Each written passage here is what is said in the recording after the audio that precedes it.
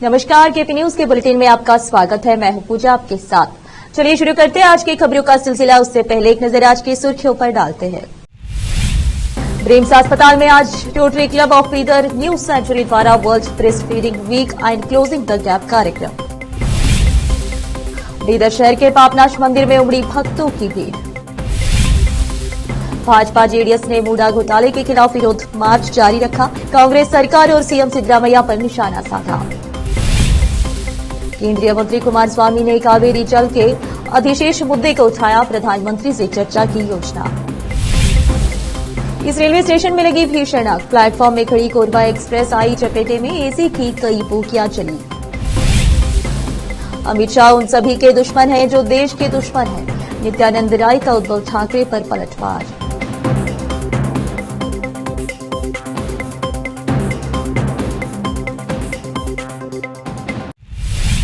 समाचारों का सिलसिला शुरू करते हुए देखते समाचार विस्तार से। ब्रिम्स अस्पताल में आज Rotary Club of Bidar new century द्वारा world breast feeding week and closing the gap कार्यक्रम आयोजित किया गया।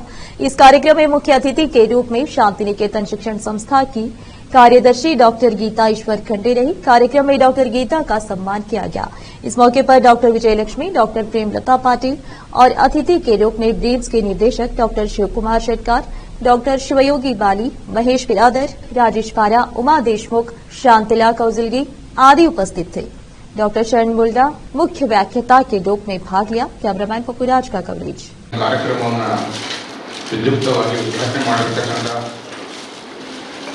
ಶರಣೆ ಸಹೋದರಿ ಡಾಕ್ಟರ್ ಗೀತಾ ಈಶ್ವರ್ ಖಂಡ್ರೆ ಮೇಡಮ್ ಅವರಿಗೂ, ಅದೇ ರೀತಿ ವೇದಿಕೆ ಮೇಲೆ ಆಸನರಾಗಿರ್ತಕ್ಕಂಥ ಪ್ರೇಮಲತಾ ಪಾಟೀಲ್ ಮೇಡಮ್ ಅವರಿಗೂ, ಬಸಟ್ಟಿ ಮೇಡಮ್ ಅವರಿಗೂ, ಶಾಂತಲಾ ಕೌಜಲ್ಗಿ ಮೇಡಮ್ ಅವರಿಗೂ, ರೋಟರಿಯನ್ ಅವರಿಗೂ, ಶೆಟ್ಕಾರ್ ಅವರಿಗೂ, ಬಾಳೆಯವರಿಗೂ, ಪಾರಸ್ ಅವರಿಗೂ, ವಿಶೇಷವಾಗಿ ಇಂದಿನ ಕಾರ್ಯಕ್ರಮವನ್ನು ಅತ್ಯಂತ ಅಚ್ಚುಕಟ್ಟಾಗಿ ಆಯೋಜನೆ ಮಾಡಿರ್ತಕ್ಕಂಥ ನಮ್ಮ ಶರಣ್ ಮುಳ್ಳಾ ಸರ್ರಿಗೂ, ಇರತಕ್ಕಂಥ ಈ ಕಾರ್ಯಕ್ರಮದಲ್ಲಿ ಭಾಗವಹಿಸಿರ್ತಕ್ಕಂಥ ಎಲ್ಲ ನಮ್ಮ ವೈದ್ಯ ಮಿತ್ರರಿಗೂ ಹಾಗೂ ನರ್ಸಿಂಗ್ ಅಧಿಕಾರಿಗಳಿಗೂ ಎಲ್ಲರಿಗೂ ಅನಂತ ವಂದನೆಗಳನ್ನು ಸಲ್ಲಿಸುತ್ತಾ, ಈ ಎದೆಹಾಲು, ತಾಯಿಯ ಎದೆಹಾಲು ಅಂತಂದರೆ ಅಮೃತದ ಸಮಾನ ಅಂತ ಹೇಳ್ತಾರೆ. ಕಾರಣ ಏನಂತಂದರೆ ಈ ಎದೆಹಾಲು ಕುಡಿಸೋದ್ರಿಂದ ಮಗುವಿಗೆ ದೈಹಿಕ ಮತ್ತು ಮಾನಸಿಕ। बीदर के पापनाश मंदिर में आज रविवार को श्रावण मास की तैयारियां देखने में आई। आज भक्त बड़ी संख्या में मंदिर में दर्शन के लिए पहुंचे। कल श्रावण का पहला सोमवार मनाया जाना है। मंदिर में विशेष कार्यक्रम आदि आयोजित किए गए और कल से होने वाली विशेष पूजा आदि की तैयारियां भी देखने में आई। कैमरामैन पपुराज का कवरेज। रोकते समाचारों का सिलसिला एक ब्रेक के लिए। जल्द लौटते हैं ब्रेक के बाद। कील मुहासों के दाग, मस्सा, बालों का झड़ना, गंजापन, चेहरे पर अनचाहे बालों से परेशान लोगों के लिए खुशखबरी। अब इन सभी प्रकार की समस्याओं को दूर करने के लिए शहर बीदर में खुल गया है Biyani skin and hair clinic, cosmetic and laser centre, जहां पर त्वचा, बालों एवं चेहरे पर दाग धब्बे, शरीर में खुजली, नाखूनों से संबंधित बीमारी के अलावा और भी कई बीमारियों का इलाज किया जाता है। इसके अलावा बीदर में पहली बार यहां पर अनचाहे बालों को निकालने के लिए लेजर ट्रीटमेंट अवेलेबल है। अपने खोए हुए बालों के लिए पीआरपी और जीएफसी थेरेपी अवेलेबल है। यहां पर लेजर द्वारा टैटू भी रिमूव किया जाता है और मस्से भी निकाले जाते हैं। Doctor Vinay Kumar Biyani MBBS MD, consultant dermatologist, cosmetologist and trichologist की निगरानी में चलाए जाने वाले स्किन एंड हेयर क्लिनिक में आकर अपनी बीमारियों और समस्याओं को दूर कीजिए और इस क्लिनिक के इलाज से फायदा उठाइए। आज ही चले आइए। यहाँ पर बीदर के अलावा महाराष्ट्र और तेलंगाना से भी पेशेंट आकर लाभ उठा रहे हैं। पहले पीआरपी थेरेपी और लेजर ट्रीटमेंट के लिए लोग हैदराबाद जाते थे। अब यह सब चीजें यहीं बीदर में उपलब्ध है। नई कमान के पास बस स्टॉप के सामने बिल्डिंग में हमारा क्लिनिक है। चले आइए Biyani skin and hair clinic, cosmetic and laser centre. Timing सुबह 11 बजे से 9 बजे तक, 11 to 9 PM। अपॉइंटमेंट के लिए इस नंबर पर संपर्क कीजिए 9243573333। ब्रेक के बाद आपका स्वागत है। आइए देखते हैं देश के अन्य समाचार।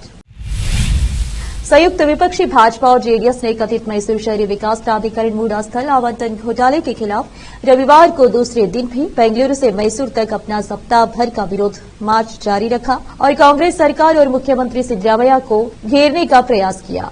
मैसूर शहरी विकास प्राधिकरण मूडा द्वारा सिद्धरामैया की पत्नी पार्वती सहित भूमि वंचितों को कथित धोखाधड़ी से भूखंड आवंटित करने के खिलाफ तथा उनके इस्तीफे की मांग को लेकर मैसूर चलो पदयात्रा अपने दूसरे दिन बिदादी से शुरू हुई तथा किंगल पहुंचने के लिए 22 किलोमीटर की दूरी तय करेगी। भाजपा के प्रदेश अध्यक्ष एवं विधायक पीवाई विजेंद्र, जेडीएस के प्रदेश अध्यक्ष एवं केंद्रीय मंत्री एच डी कुमारस्वामी, विधान परिषद में विपक्ष के नेता चलवादी नारायण स्वामी, जेडीएस नेता निखिल कुमारस्वामी, दोनों पार्टियों के कई विधायक नेता और कार्यकर्ता आज पिड्डी से शुरू हुए मार्च में शामिल हुए। दोनों पार्टियों के बड़ी संख्या में कार्यकर्ता और नेता ढोल नगाड़ों की ध्वनि के बीच भाजपा और जेडीएस के झंडे और तख्तियां लेकर मुख्यमंत्री सिद्धरामैया और उनके नेतृत्व वाली कांग्रेस सरकार के खिलाफ नारे लगाते हुए मार्च करते देखे गए। केंद्रीय इस्पात एवं भारी उद्योग मंत्री एच डी कुमारस्वामी ने कहा कि कर्नाटक के एनडीए सांसद पीएम नरेंद्र मोदी को मेकेदाटू परियोजना को लागू करने के लिए केंद्र सरकार की अनुमति लेने के लिए राजी करेंगे, जो कावेरी के अतिरिक्त पानी को संग्रहित करने में मदद करेगा, जो अन्यथा बंगाल की खाड़ी में बह जाएगा। बेंगलुरु के कंगेरी में भाजपा जेडीएस पदयात्रा का शुभारंभ करने के बाद बोलते हुए कुमारस्वामी ने कहा कि वह कर्नाटक के अन्य केंद्रीय मंत्रियों के साथ इस मुद्दे को पीएम के समक्ष उठाएंगे। कुमारस्वामी लोकसभा में मंड्या का प्रतिनिधित्व करते हैं।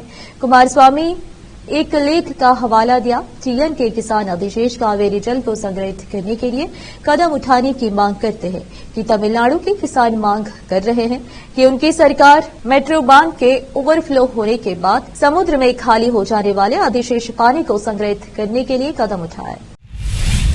मीडिया रिपोर्ट के अनुसार केंद्र सरकार संसद में एक विधेयक पेश करने वाली है जो वक्फ अधिनियम में संशोधन करेगा।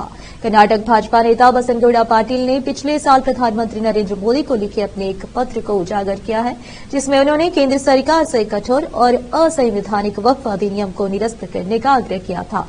अपने प्रस्ताव के अमल में आने के बाद पाटिल ने सोशल मीडिया प्लेटफॉर्म एक्स पर एक पोस्ट में कहा, केंद्र ने अब वक्फ अधिनियम में संशोधन के लिए एक विधेयक लाने का फैसला किया है, जिसमें वक्फ बोर्डों की किसी भी भूमि को अपनी संपत्ति घोषित करने की व्यापक शक्तियों पर रोक लगाना शामिल है। विधेयक में केंद्रीय वक्फ परिषद और राज्य वक्फ बोर्डों की संरचना को बदलने के लिए वक्फ अधिनियम की धारा 19 और धारा 14 में संशोधन का प्रस्ताव है।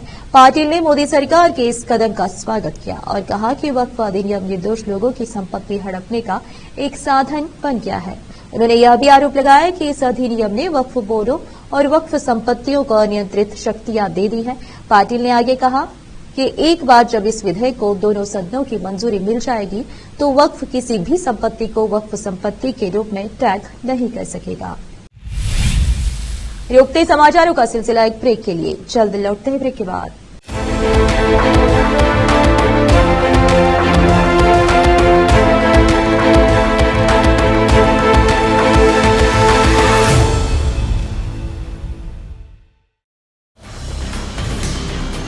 हिंदुस्तान के हर कोने में हम हैं मौजूद।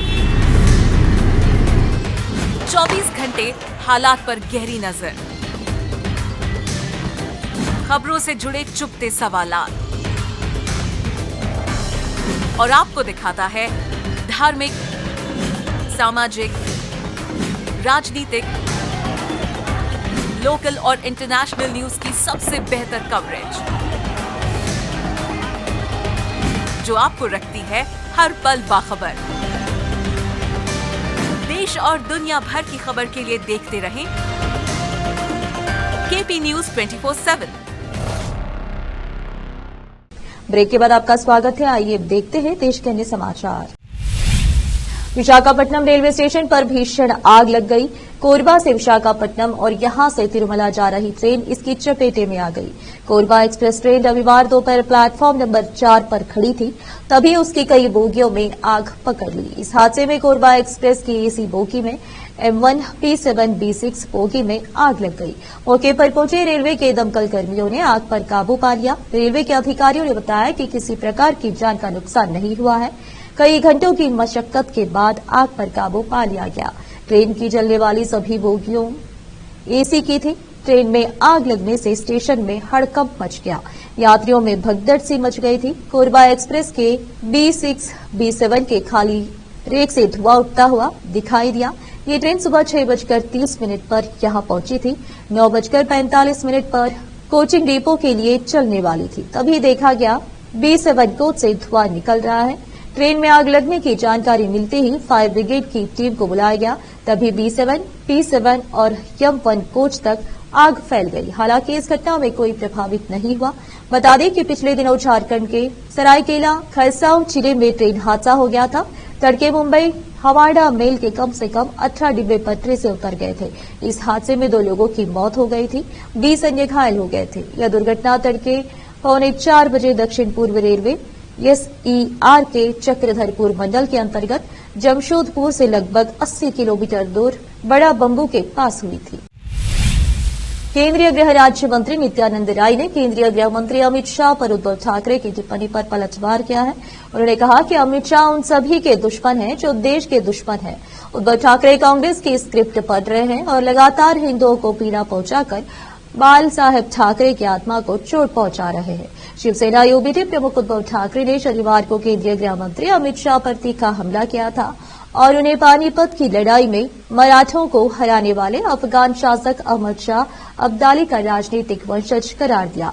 पुणे में पार्टी कार्यकर्ताओं को संबोधित करते हुए उन्होंने भाजपा पर सरकार पर नियंत्रण बनाए रखने के लिए राजनीतिक दलों में फूट डालकर पावर जिहाद में लिप्त होने का भी आरोप लगाया।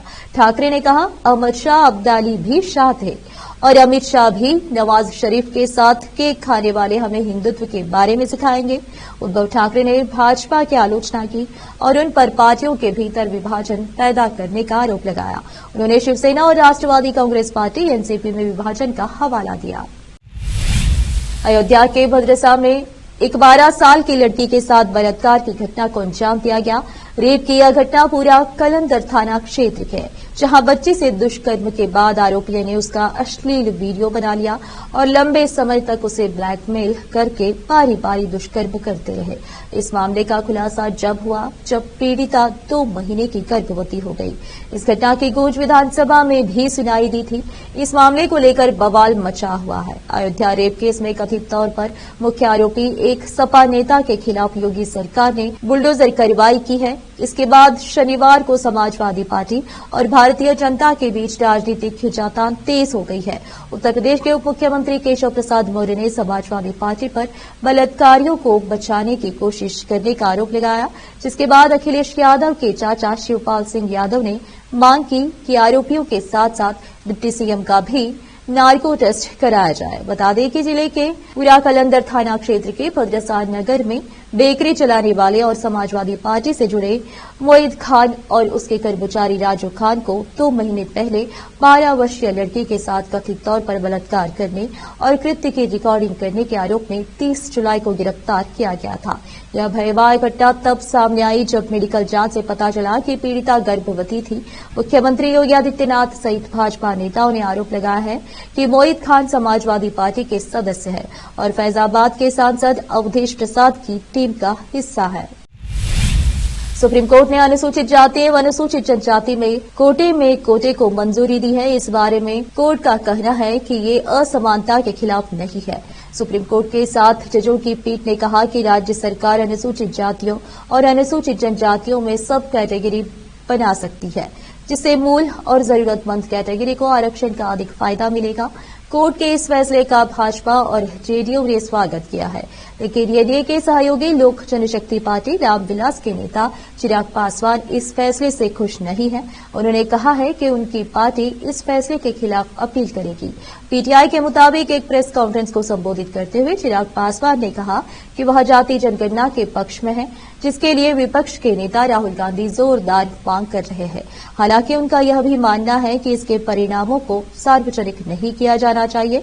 चिराग ने कहा कि हमारी पार्टी सुप्रीम कोर्ट से 15% एससी कोटे के भीतर क्रीमी लेयर की अनुमति देने वाले अपने हालिया फैसले की समीक्षा करने का अनुरोध करते हुए अपील करेगी।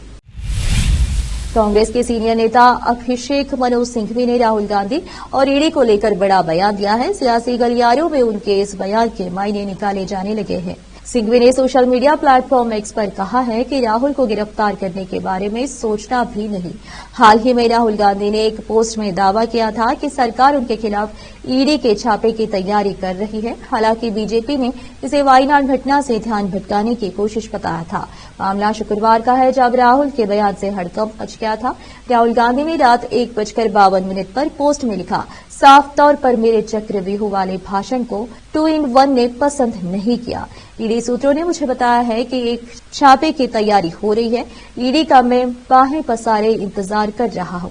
चाय और बिस्किट मेरी तरफ से। हालांकि राहुल ने इस दौरान ये नहीं बताया था कि ईडी किस मामले में उनका दरवाजा खटखटा सकती है।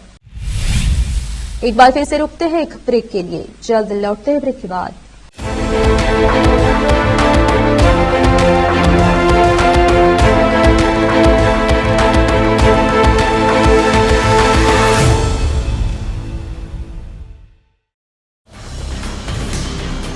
हिंदुस्तान के हर कोने में हम हैं मौजूद। 24 घंटे हालात पर गहरी नजर, खबरों से जुड़े चुपते सवालात, और आपको दिखाता है धार्मिक, सामाजिक, राजनीतिक, लोकल और इंटरनेशनल न्यूज की सबसे बेहतर कवरेज, जो आपको रखती है हर पल बाखबर। देश और दुनिया भर की खबर के लिए देखते रहें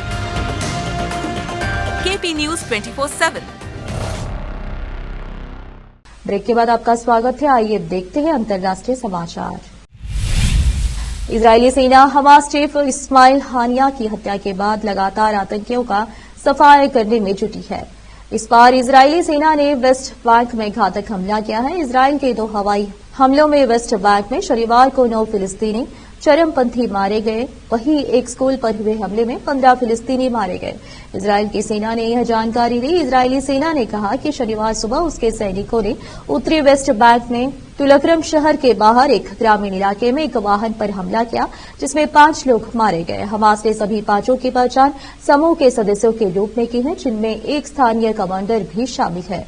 एसोसिएटेड प्रेस के एक पत्रकार और प्रत्यक्षदर्शियों के अनुसार यह मामला फलस्तीन के जेटा और काफिन गांव को जोड़ने वाली सड़क पर किया गया। स्थानीय निवासी तैसर अब्दुल्ला ने कहा, हम घटनास्थल पर पहुंचे, वहां एक युवक का शव पड़ा दिखाई दिया।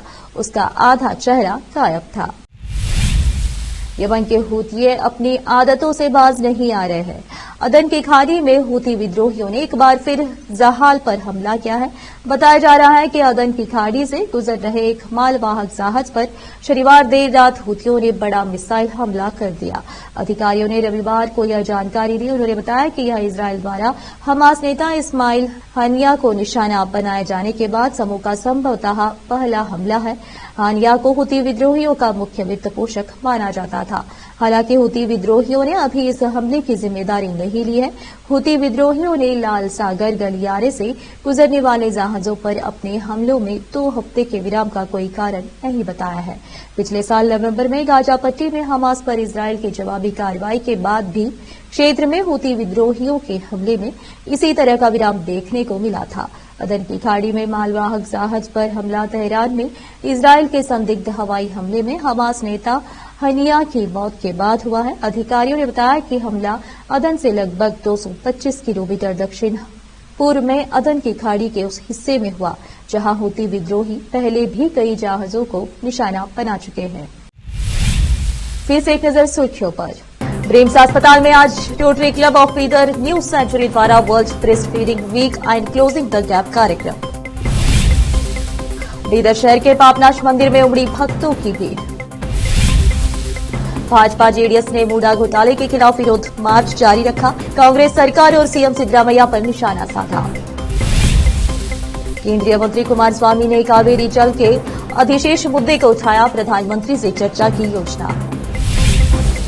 इस रेलवे स्टेशन में लगी भीषण आग। प्लेटफॉर्म में खड़ी कोरबा एक्सप्रेस आई